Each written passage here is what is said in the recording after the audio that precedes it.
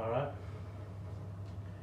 So with everything that's going on with the coronavirus, I thought I'd make a curry and show you all how I do it. So I'm making a Punjabi chicken masala. I'm going to be using chicken thighs. The reason I use chicken thighs is it's a lot cheaper, it's a lot nicer flavour, and the meat doesn't dry out like chicken breast does. I'm going to be showing you all the ingredients, including a marinade and a mint sauce. Let's get started. So for this recipe we're going to need ajwan or carom seeds, ground paprika, ground turmeric, garam masala, which is the main spice in the dish, some whole cloves, cumin seeds, which are just down there, garlic, we need loads of them, about 10 or 12 cloves, ginger root, fresh, and some chilies. I've got a mixture of red and green there, fresh, and also some dried, which I think are Scotch bonnets. Also we've got the chicken thighs. I'm about to get some out of the freezer because there wasn't enough in the supermarkets with everything running low at the moment. I've got 5 onions, some oil. You can use rapeseed oil or ghee. I can't be bothered to make ghee, I have done in the past, but I'm just going to use rapeseed oil today, and salt and pepper. And yogurt and mint, which will come in later. And that's it for now. So to marinate the chicken, I'm going to have to take all the meat off the thigh bones, and we're going to use yogurt, so the acid in the yogurt will tenderize the meat. That's the idea, and also salt and garlic. And you can let that marinate overnight, or just leave it for a few hours covered up in the fridge, so it's ready for the curry. So as you can see, I've taken all the chicken off the bone. You want to save your bones and skin. We're going to boil that to make a stock, and a bit of that can go in the curry for extra flavour. This is about 2 kilograms of chicken thigh meat. So this recipe is enough for about 6 people altogether. So now we're going to make the marinade.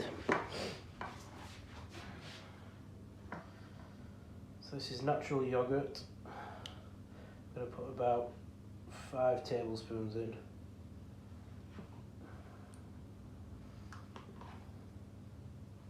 About 4 cloves of garlic, finely chopped.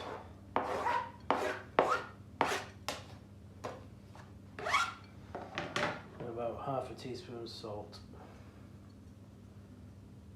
And then we're going to mix all that in. And then once that's mixed in, we can cover it and leave it in the fridge for a few hours whilst we get the rest of the curry ready. So in this pan here, this is what's going to be the stock. So we've got the chicken bones and the bits that have come off the chicken, the skin, along with a peeled carrot, the celery, and half an onion. I'm just going to cover that with water.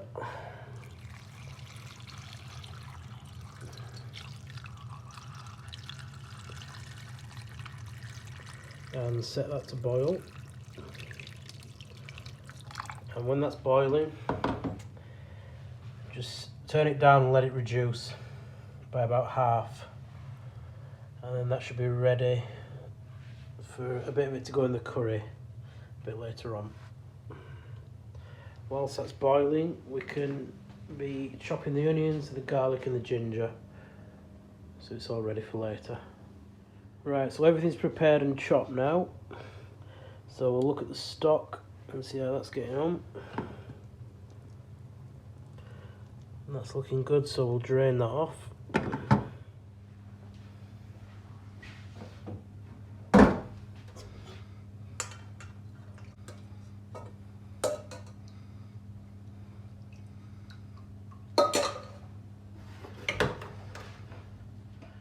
So let's start making the curry.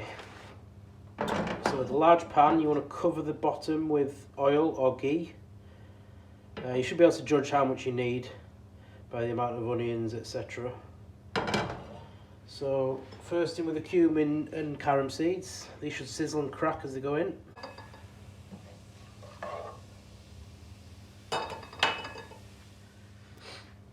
So that was 2 teaspoons of cumin seeds and 1 teaspoon of carom seeds. So next is the chopped onions.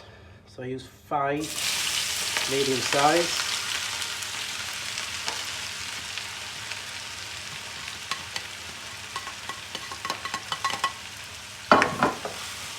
Get the onions coated in the oil.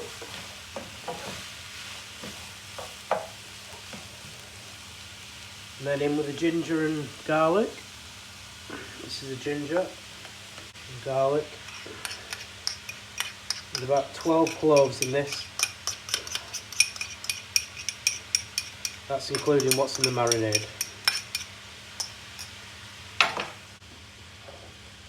And in with the fresh chillies. There's 3 fresh chillies there. I haven't put the dried ones in yet because it might be hot enough. If not, I can add those later. We'll add the cloves next. It's about a teaspoonful of cloves. Cook this until it's light brown.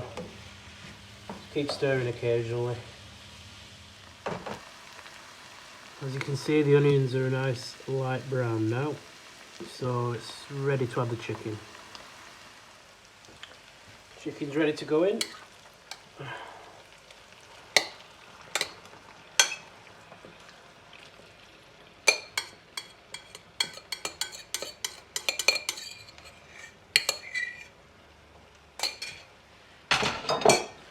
So we just want to mix the chicken in really well. I'm going to cook it until it's nice and white and creamy. Mix it in really well.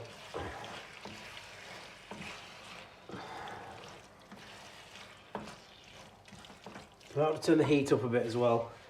It's cold chicken, so it's going to take all the heat out of the pan. Once it's heated up, just turn it back to a medium heat. Yes, chef. So now the chicken's nice and white and sealed. I'm going to firstly add paprika. This is 2 teaspoons.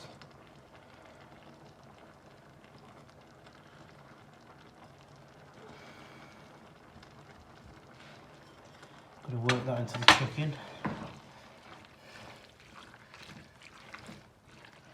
So now it's time to add the garam masala. Recipe says 3 teaspoons, but I like to put 4 in.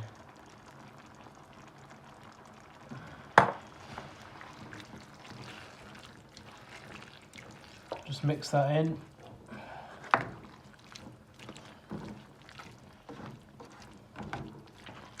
And then add the turmeric, 2 teaspoons.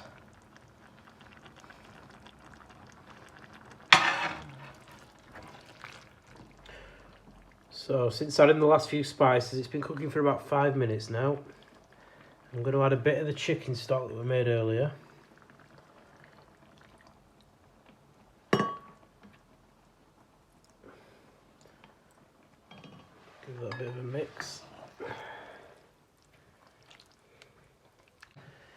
As an option, you can, if you think it needs more flavour, add a chicken stock pot. I'm going to add a bit of salt and pepper now, and then cover it with a lid and let it simmer for around about half an hour. And if it's too watery, remove the lid and let it thicken up. So now I'm going to show you how to make the mint sauce that accompanies the curry.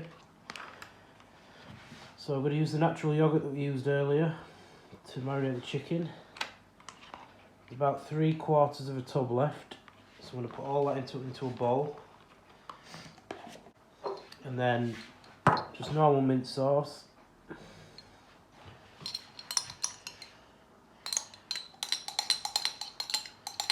going to add about 2 tablespoons to start off with. Give it a mix and see what it looks like. Looks like it needs a bit more. As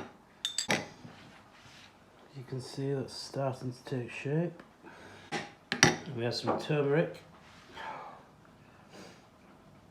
This is really good stuff, especially if you're not feeling too good. It's got really good healing properties.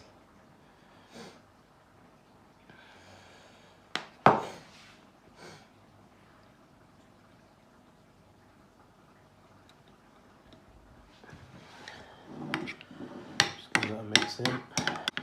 I'm going to put some brown sugar in there as well to sweeten it up a bit.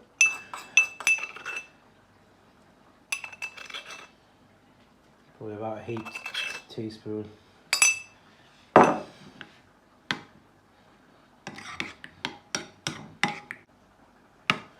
If you like mint sauce a bit thinner, this is quite thick. Just add a bit of milk and mix it in thoroughly. Don't add too much. Just keep tasting it.